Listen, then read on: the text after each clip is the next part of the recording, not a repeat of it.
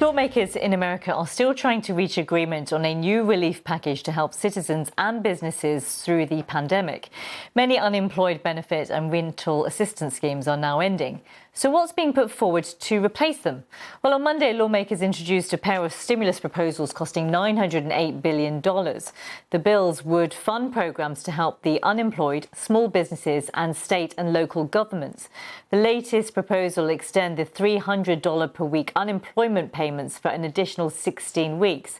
And there's also $25 billion being offered in rental assistance. And here's why, for it's badly needed for individuals across the country. An estimated 12.4 million individual adult renters have reported that they are behind on rent payments, while nearly 83 million have reported struggling to afford rent, mortgage or food in the last week alone. And between 2.4 million and 5 million American households are at risk of eviction in January alone. Well, let's get more on this now. We can speak to Diane Yentl, who is in Washington, and she's the director of the National Low Income Housing Coalition. Diane, thank you so much for joining us. What is happening with the moratorium on evictions at the moment? Well, there is a federal eviction moratorium in place, which in general is doing what it was intended to do, which is keep tens of millions of people who would otherwise lose their homes housed. And it is one of the last remaining protections keeping some of these low-income renters housed. It expires at the end of this month in less than 2 weeks. And if the federal government doesn't intervene, there will be tens of millions of people at high risk of losing their homes this winter during this height of COVID-19. How has the eviction ban been working in practice? I mean, it's one thing hearing about what it legislates, but what about on the ground and the families that it affects? Well, in general, it's doing what it was intended to do. It is keeping tens of millions of people who would otherwise lose their homes housed during this global health pandemic. But the eviction order itself is flawed, and it has holes through which some renters are falling. And in some communities, evictions are proceeding despite the protections that ought to be available to them under the order. Diane, stay with us. I'm going to come back to you. I just want to bring in, if we can, Talitha Turner in Harvey, Louisiana. Talitha has been threatened with eviction. Well, she was earlier this year, but was able to stay in her home for now, thanks to the CDC moratorium. Talitha, thank you so much for joining us on BBC World News. No problem. Can you just tell me what your experience has been like this year?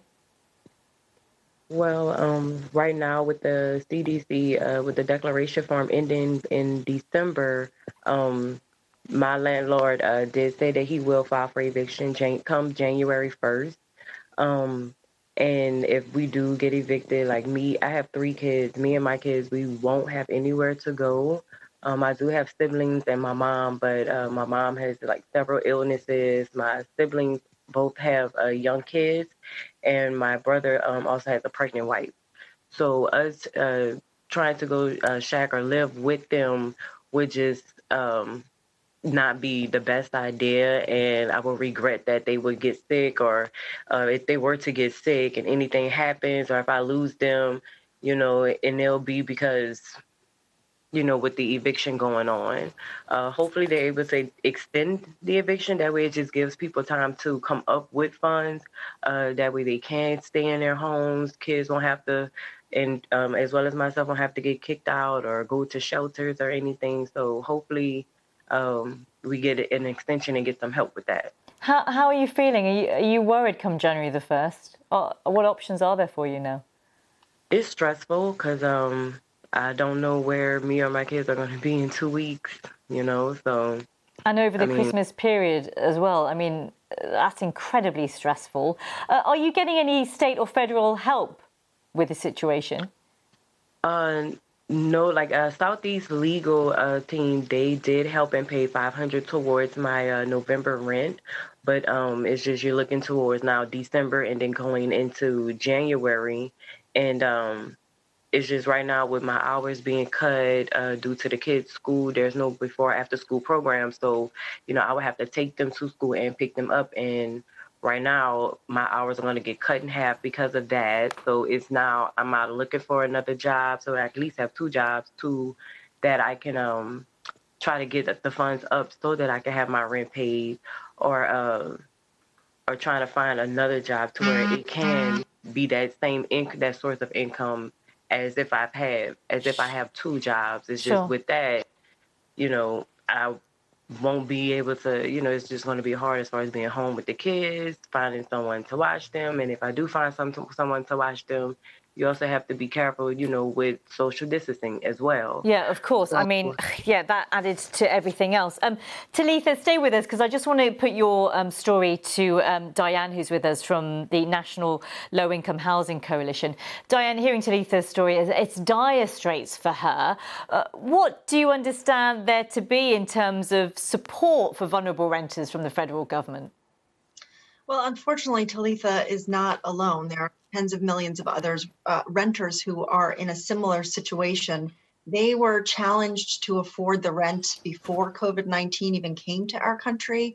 And then, just as Talitha described, with job losses or loss of hours at work, loss of wages, it's been harder than ever for them to cobble together what's needed to pay rent. Early on in the pandemic, there were some resources available for renters and protections, patchwork of federal, state, and local eviction moratoriums in place.